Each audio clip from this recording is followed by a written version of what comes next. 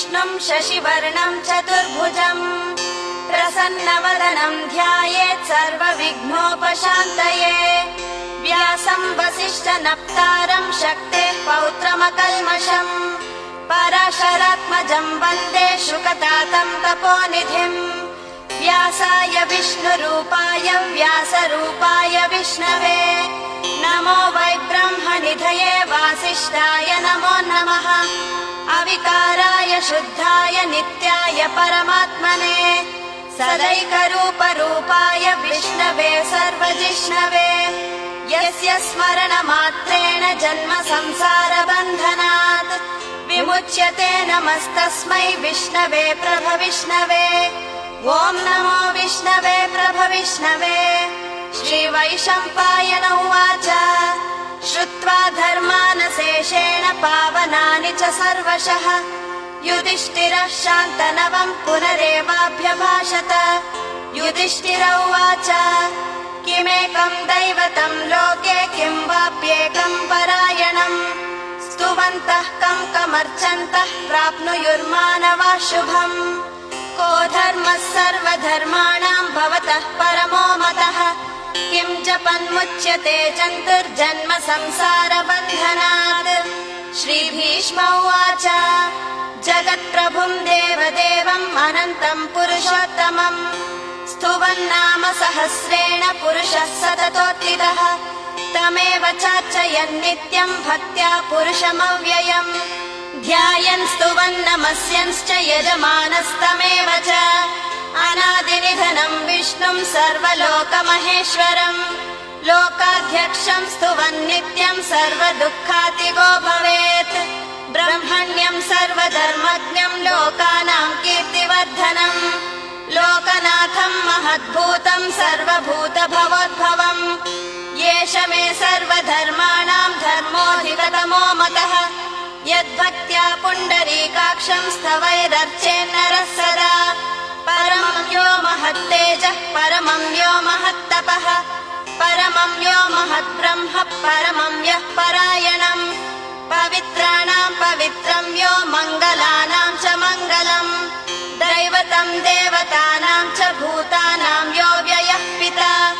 यतः सर्वाणि भूतानि भवन्त्यादियुगागमे यस्मिंश्च प्रलयं यान्ति पुनरेव युगक्षये।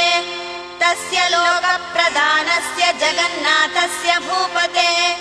विष्णोर्नाम सहस्रं मे शृणु पापभयापहम्। यानि नामानि गौणानि विख्यातानि महात्मनः ऋषिभिः परिगीतानि तानि वक्ष्यामि भूतये। ऋषिर्नाम्नां सहस्रस्य वेदव्यासो महामुनिः छन्दोनुष्टप्तता देवो भगवान् देवकीसुतः।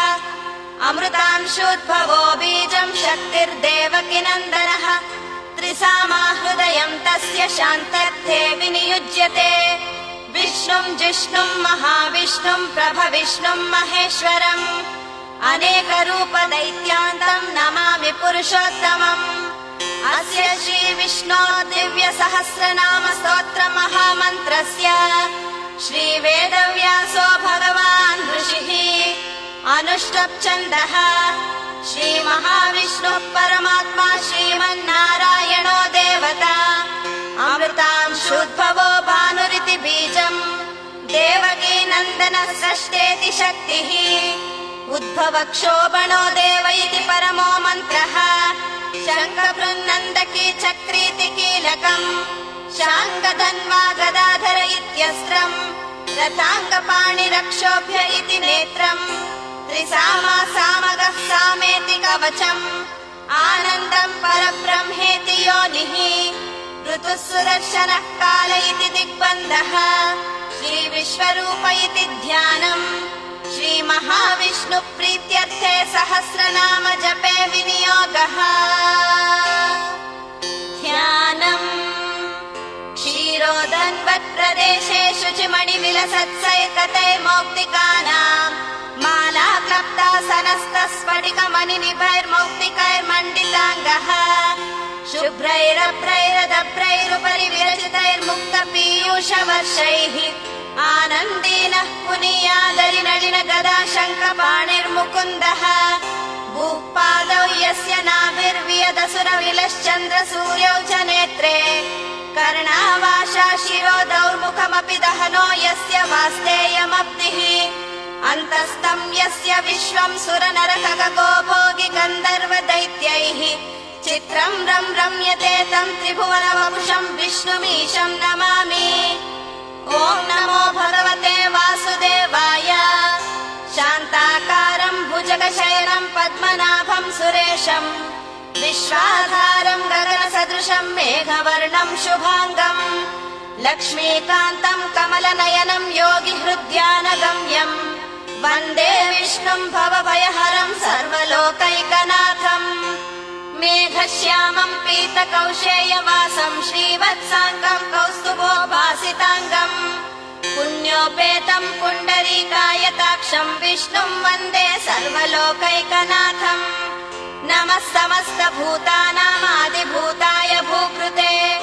अनेकरूपरूपाय विष्णवे प्रभविष्णवे सशङ्खचक्रं सकिरीटकुण्डलं सपीतवस्त्रं सरसीरुहेक्षणं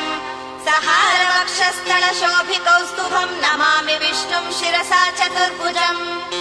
छायायां पारिजातस्य हेमसिंहासनोपरि आसीनमम्बुधश्याम आयताक्षमलङ्कृतम् चन्द्राननं चतुर्बाहुं श्रीवत्साङ्कितवक्षसं रुक्मिणी सत्यभामाभ्यां सहितं कृष्णमाश्रये।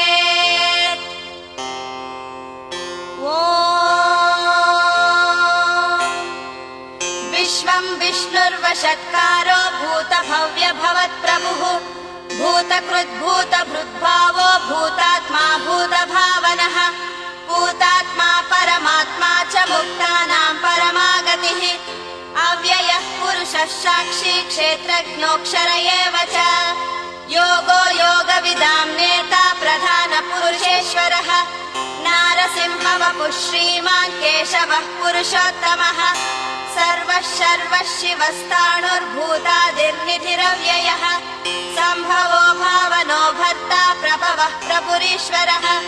स्वयंभू शम्भुरादित्यः पुष्कराक्षो महास्वनः अनादिनिधनो दाता विदाता धातुरुत्तमः अप्रमेयो हृषीकेशः पद्मनाभो मरप्रभुः विश्वकर्मा मनुस्त्वष्टा स्थविष्टो स्थविरो ध्रुवः अग्राह्यः शाश्वतः कृष्णो लोहिताक्षः प्रतर्दनः प्रभूतस्त्रिकगुब्धाम पवित्रं मङ्गलं परम् ईशानः प्राणदः प्राणो ज्येष्ठः श्रेष्ठः प्रजापतिः हिरण्यगर्भो भूगर्भो माधवो मधुसूदनः ईश्वरो विक्रमी धन्वी मेधावी विक्रमः क्रमः अनुत्तमो दुरादर्शः कृतज्ञो कृतिरात्मवान् सुरेशः शरणं शर्म विश्वरेता प्रजाववः अहः संवत्सरो व्यालः प्रत्ययः सर्वदर्शनः अजः सर्वेश्वरः सिद्धः सिद्धि सर्वादिरच्यतः वृषा कपिरमेयात्मा सर्वयोगविनिसृतः वसुर्वसुमना सत्यः सम्मात्मा सम्मितः समः अमोघः पुण्डरीकाक्षो वृषकर्मा वृषाकृतिः रुद्रो बहुशिरा बभ्रुर्विश्वयोनिःशुचिश्रवाः अमृतः शाश्वतस्ताणुर्वरारोहो महातपाः सर्वगः सर्वविद्वानुर्विश्वक्सेनो जनार्दनः वेदो वेदविदव्यङ्गो वेदाङ्गो वेदवित्कविः लोकाध्यक्षः सुराध्यक्षो धर्माध्यक्षः कृताकृतः चतुरात्मा चतुर्व्यूहश्चतुर्दंष्टश्चतुर्भुजः भ्राजिष्णुर्भोजनं भोक्ता सहिष्णुर्जगदादिजः अनघो विजयो चेता विश्वयोनिर्पुनर्वसुः उपेन्द्रो वामनः प्रांशुरमोघः श्रुतिरूचितः अतीन्द्रः सङ्ग्रहः सर्गो धृतात्मा नियमो यमः वेद्यो वैद्यः सदा योगी वीरः माधवो मधुः अतीन्द्रियो महामायो महोत्साहो महाबलः महाबुद्धिर्महावीर्यो महाशक्तिर्महाद्युतिः अनिर्देश्य वपुः श्रीमान् अमेयात्मा महादिदृक् महेश्वासो महीभर्ता श्रीनिवासः सतां गतिः अनिरुद्धः सुरानन्दो गोविन्दो गोविदाम्पतिः मरीचिर्दमनोहंसः सुपर्णो भुजगोत्तमः हिरण्यनाभः सुतपः पद्मनाभः प्रजापतिः अमृत्युः सर्वदृक्सिंहः सन्धाता सन्धिमान् स्थिरः अजो दुर्मर्शनः शास्ता विश्रुतात्मा सुरारिः गुरुर्गुरुतमो धाम सत्यः सत्यपराक्रमः निमिषो निमिषस्रग्वी वाचस्पतिरुदारधीः अग्रणी ग्रामणी श्रीमान् न्यायो नेता समीरणः सहस्रमूर्धा विश्वात्मा सहस्राक्षः सहस्रपात् आवर्तनो निवृत्तात्मा संवृतः सम्प्रमर्दनः अहः संवर्तको वह्निरनिलो धरणीधरः सुप्रसादः प्रसन्नात्मा विश्वधृक् विश्वभुक् विभुः सत्कर्ता सत्कृतः साधुर्जह्नु नारायणो नरः असङ्ख्येयो प्रमेयात्मा विशिष्टः शिष्टकृच्छुचिः सिद्धार्था सिद्धसङ्कल्पः सिद्धिदः सिद्धिसाधनः वृषाही वृषभो विष्णुर्वृषपर्वा वृषोदरः वर्धनो वर्धमानश्च विविक्तः श्रुतिसागरः सुभुजो दुर्धरो वाग्मी महेन्द्रो वसुदो वसुः नैकरूपो बृहद्रूपः शिपिविष्टः प्रकाशनः ओजस्तेजोद्युतिधरः प्रकाशात्मा प्रतापनः रुद्रस्पष्टाक्षरो मन्त्रश्चन्द्रांशुर्भास्करद्युतिः अमृतांशोद्भवो भानुर्शशबिन्दुः सुरेश्वरः औषधं जगतः सेतुः सत्यधर्मपराक्रमः भूतभव्यभवन्नाथः पवनः पावनो नरः कामः कामकृत्कान्तः कामः कामपृथक् प्रभुः युगादिकृत्युगावर्तो नैकमायो महाशनः अदृशो व्यक्तरूपश्च सहस्रजिदनन्तजित् इष्टो विशिष्टशिष्टेष्टः शिखण्डी नहुषो वृषः क्रोधः क्रोधकृत्कर्ता विश्वबाहुर्महीधरः अच्युतः प्रतितः प्राणः प्राणदो वासवानुजः अपां निधिरधिष्ठानम् अप्रमत्तः प्रतिष्ठितः स्कन्दः स्कन्दधरो दुर्यो वरदो वायुवाहनः वासुदेवो बृहद्भानुरादिदेवः पुरन्दरः अशोकस्तारणस्तारः शूरः शौरीर्जनेश्वरः अनुकूलः शतावर्तः पद्मी पद्मनिभेक्षणः पद्मनाभोरविन्दाक्षः पद्मगर्भशरीरभृत् महर्दिरुद्धो वृद्धात्मा महाक्षो गरुडध्वजः अतुलः शरभो भीमः समयज्ञो हविर्हरिः सर्वलक्षणलक्षण्यो लक्ष्मीवान् समितिञ्जयः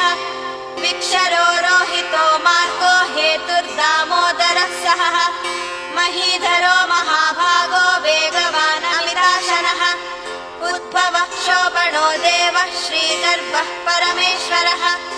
करणं कारणं कर्ता विकर्ता गहनो गुहः व्यवसायो व्यवस्थानः संस्थानस्थानदो ध्रुवः परर्दिः परमस्पष्टस्तुष्टः पुष्टः शुभेक्षणः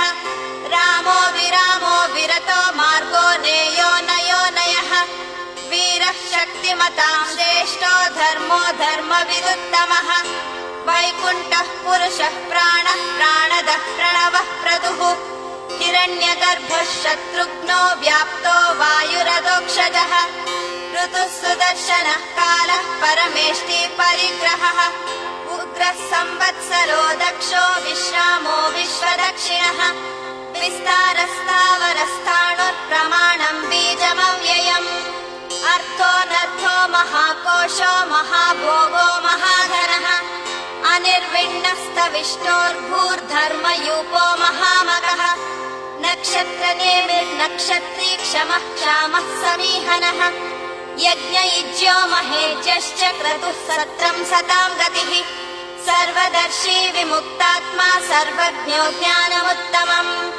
सुव्रतः सुमुखः सूक्ष्मः सुघोषः सुपदः सुहृत् मनोहरोचितक्रोधो वीरबाहुर्विदारणः स्वापनस्ववशो व्यापी नैकात्मा नैककर्मकृत् वत्सरो वत्सलो वत्सी रत्नगर्भो धनेश्वरः धर्मकृद्धर्मी सदसत्क्षरमक्षरम् अविज्ञाता सहस्रांशुर्विधाता कृतलक्षणः गभस्तिनेमिः सत्त्वस्तः सिंहो भूतमहेश्वरः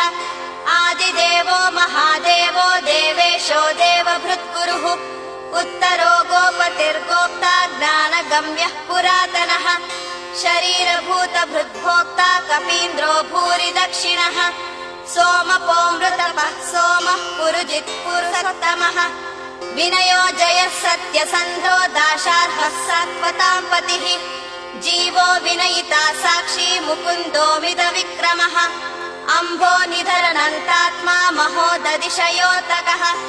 अजो महार्हः स्वाभाव्यो जितामित्रः प्रमोदनः आनन्दो नन्दनो नन्दः सत्यधर्मा त्रिविक्रमः महर्षिः कपिलाचार्यः कृतज्ञो मेदिनीपतिः त्रिपदस्त्रिदशाध्यक्षो महाशृङ्गः कृतान्तकृत् महावराहो गोविन्दः सुषेणः कनकाङ्गदी गुह्यो गभीरो गहनो गुप्तश्चक्रगदाधरः वेदास्वाङ्गोजितः कृष्णो दृढसङ्कर्षणोच्युतः वरुणो वारुणो वृक्षः पुष्कराक्षो महामनाः भगवान् भगहानन्दी वनमाली हलायुधः आदित्यो ज्योतिरादित्यः सहिष्णुर्गतिसत्तमः सुधन्वा खण्डपरशुर्दारुणो द्रविणप्रदः दिवस्कृत् सर्वदृग्व्यासो वाचस्पतिरयो निजः त्रिसामासामगः साम निर्वाणम् भेषजम्भिषक् सन्न्यासकृच्छमः शान्तो निष्ठा शान्तिपरायणम् शुभाङ्गः शान्तिदस्रष्टा कुमुदः कुवलेशयः गोहितो गोपतिर्गोप्ता वृषभाक्षो वृषप्रियः अनिवर्ती निवृत्तात्मा संक्षेप्ताक्षेमकृच्छिवः श्रीवत्सवक्षा श्रीवासः श्रीपतिः श्रीमताम्बरः श्रीधः श्रीशः श्रीनिवासः श्रीनिधिः श्रीविभावनः श्रीधरः श्रीकरः श्रेयः श्रीमान् लोकत्रयाश्रयः स्वक्षस्वङ्गः शतानन्दो नन्दिर्ज्योतिर्गणेश्वरः विजितात्मा विधेयात्मा सत्कीर्तिश्चिन्न संशयः उदीर्णः सर्वतश्चक्षुरनीशः शाश्वतस्थिरः भूषयो भूषणो भूतिर्विशोकः शोकनाशनः अर्चिष्मान् अर्चितः कुम्भो विशुद्धात्मा विशोधनः अनिरुद्धो प्रतिरतः प्रद्युम्नो मितविक्रमः कालनेमिनिहावीरः शौरिः शूरजनेश्वरः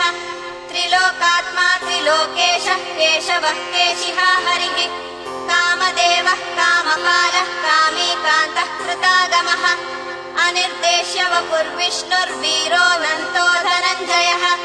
ब्रह्मण्यो ब्रह्मकृत् ब्रह्मा ब्रह्म ब्रह्म विवर्धनः ब्रह्मविद्ब्राह्मणो ब्रह्मी ब्रह्मज्ञो ब्राह्मणप्रियः महाक्रमो महाकर्मा महातेजा महोरगः महाक्रतुर्महायज्वा महायज्ञो महाहविः स्तव्यस्तव प्रियस्तोत्रम् स्तुतिः स्तोतारणप्रियः पूर्णः पूरयिता पुण्यः पुण्यकीर्तिरनामयः मनोजवस्तीर्थकरो वसुरेता वसुप्रदः वसुप्रदो वासुदेवो वसुर्वसुमनाहविः सद्गतिः सत्कृतिः सत्ता सद्भूतिः सत्परायणः शूरसेनो यदुश्रेष्ठः सन्निवासः सुयामुनः भूता वासो वासुदेवः सर्वासु निलयो नलः दर्पः दर्पदो दृप्तो दुर्धरोधा पराजितः विश्वमूर्तिर्महामूर्तिर्दीप्तमूर्तिरमूर्तिमान् अनेकमूर्तिरव्यक्तः शतमूर्तिः शताननः एको नैकः सर्वकः किम् यत्तत्पदमनुत्तमम् लोकबन्धुर्लोकनाथो माधवो भक्तवत्सलः सुवर्णवर्णो हेमाङ्गो वराङ्गश्चन्दनाङ्गदी वीरः विषमः शून्यो घृताशीरश्चलश्चलः अमानीमानदो मान्यो लोकसामी त्रिलोकदृक् सुमेधा मेधजो धन्यः सत्यमेधाधराधरः तेजो वृषोद्युतिधरः सर्वशस्त्रभृताम्बरः व्याघ्रहो निग्रहो व्यग्रो नैकशृङ्गो गदाग्रजः चतुर्मूर्तिश्चतुर्बाहुश्चतुर्व्यूहश्चतुर्गतिः चतुरात्मा चतुर्भावश्चतुर्वेदविवेकपात् समावर्तो निवृत्तात्मा दुर्जयो दुरतिक्रमः दुर्लभो दुर्गमो दुर्गो दुरावासो दुरारिः शुभाङ्गो लोकसारङ्गः सुतन्तुस्तन्तुवर्धनः इन्द्रकर्मा महाकर्मा कृतकर्मा कृतागमः उद्भवः सुन्दरः सुन्दो रत्ननाभः सुलोचनः अर्को वाजसनः शृङ्गी जयन्तः सर्वविजयी सुवर्णबिन्दुरक्षोभ्यः सर्ववागीश्वरेश्वरः महाह्रदो महागर्तो महाभूतो महानिधिः कुमुदः कुन्दरः कुन्दः पर्जन्यः पावनोऽनिलः अमृतांशोऽमृतवपुः सर्वज्ञ सर्वतोमुखः सुलभः सुहृदः सिद्धः शत्रुजिच्छत्रुतापनः न्यग्रोदोदुम्बरोऽश्वत्थः चाणूरान्ध्रनिषूदनः सहस्रार्चिः सप्तजिह्वः सप्तैदाः सप्तवाहनः अमूर्तिरनघोचिन्त्यो भयकृद्भयनाशनः अणुबृहत्कृशस्थूलो गुणभृन्निर्गुणो महान् अधृतस्वधृतस्वास्य प्राग्वंशो वंशवर्धनः भारभृत्कथितो योगी योगीशः सर्वकामदः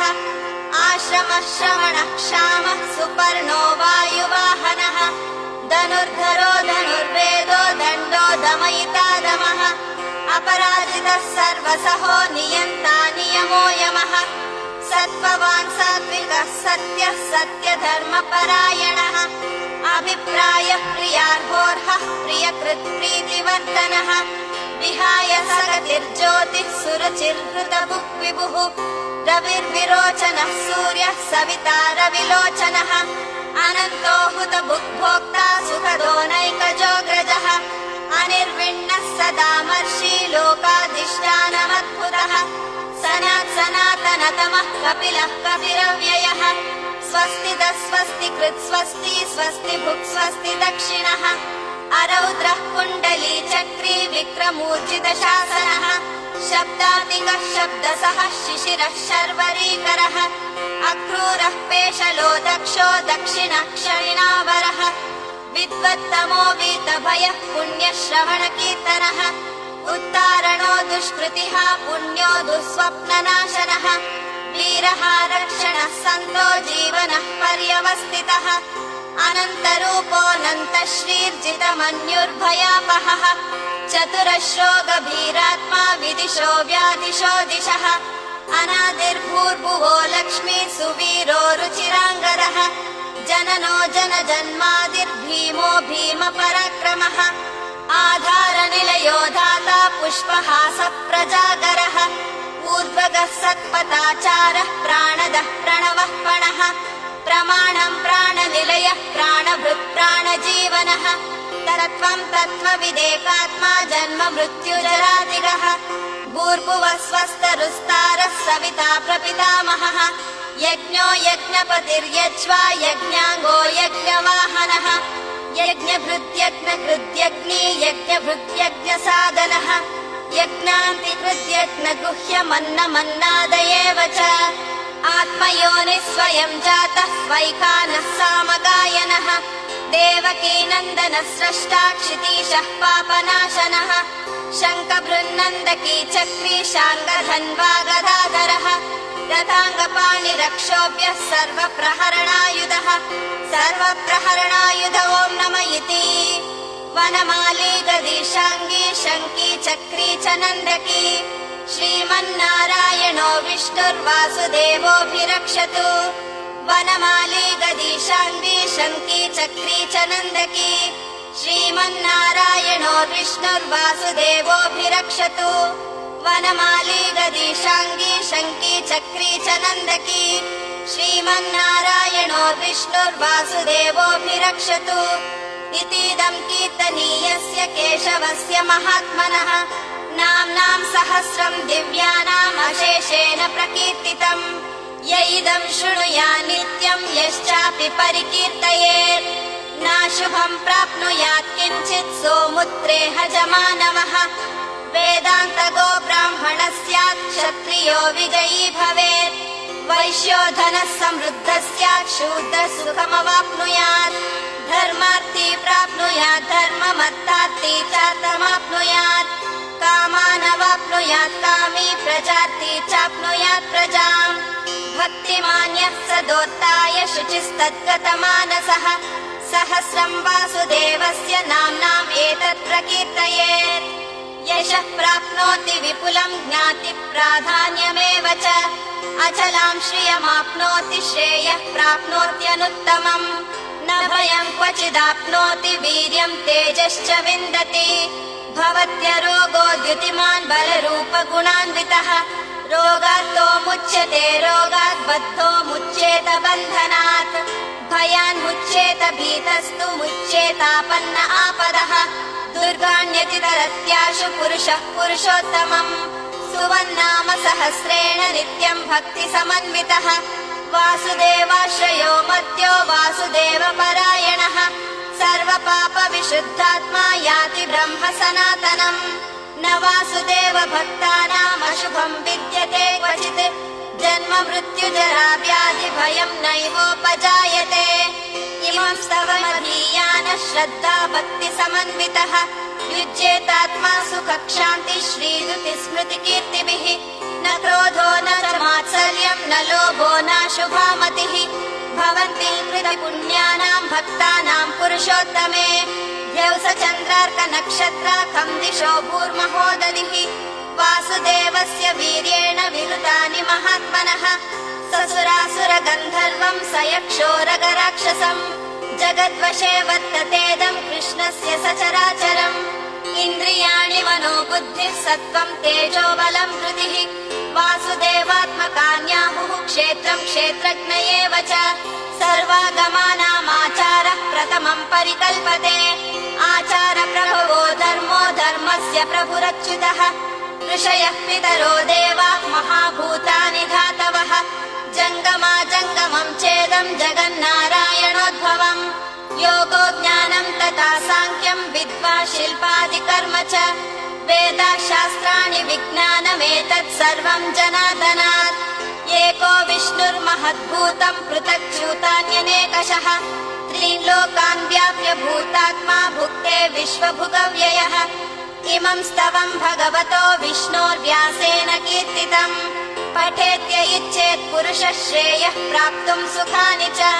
विश्वेश्वरमजं देवं जगतः प्रभवाप्ययम् भजन्ति ये पुष्कराक्षं न ते यान्ति पराभवम् न ते यान्ति पराभवम् ॐ नमः इति अर्जुन उवाच पद्मपत्रविशालाक्ष पद्मनाभसुरोत्तम भक्तानामनुरक्तानां त्राता भव जनार्दन श्रीभगवानुवाच यो मां नाम सहस्रेण स्तोतुमिच्छति पाण्डवः सोऽहमेकेन श्लोकेन स्तुत एव न संशयः स्तुत एव न संशय ॐ नमः इति व्यास उवाच वासनात् वासुदेवस्य वासितं ते जगत्त्रयम् सर्वभूतनिवासोऽसि वासुदेव नमोऽस्तु ते वासुदेव नमोऽस्तु ते ॐ नमः इति पार्वत्युवाच केनोपायेन लघुना विष्णोर्नाम सहस्रकम् पठ्यते पण्डितैर्नित्यं श्रोतुमिच्छाम्यहं प्रभो ईश्वर उवाच श्रीराम राम रामेति रमे रामे मनोरमे सहस्रनाम तत्तुल्यं राम नाम वरानने श्रीराम राम रामेति रमे रामे मनोरमे सहस्रनाम तत्तुल्यं राम नाम वरानने श्रीराम राम रामेति रमे रामे मनोरमे सहस्रनाम तत्तुल्यं राम नाम वरानने राम नाम वरानन ॐ नमः इति ब्रह्मोवाच नमोऽस्त्वनन्ताय सहस्रमूर्तये सहस्रपादाक्षि शिरोरुबाहवे सहस्रनाम्ने पुरुषाय शाश्वते सहस्रकोटियुगधारिणे नमः सहस्रकोटियुगधारिणे ॐ नमः इति सञ्जय उवाच यत्र योगेश्वरः कृष्णो यत्र पार्थो धनुर्धरः तत्र श्रीर्विजयो भूतिर्ध्रुवा नीतिर्मतिर्मम श्रीभगवानुवाच अनन्याश्चिन्तयन्तो मां ये जनाः पर्युपासते युक्तानां योगक्षेमं वहाम्यहम् परित्राणाय साधूनां विनाशाय च दुष्कृताम् धर्म संस्थापनार्थाय सम्भवामि युगे युगे आर्ता विषण्णा शिथिलाश्च भीता घोरेषु च व्याधिषु वर्तमानाः संकीर्त्य नारायण शब्दमात्रं विमुक्त दुःख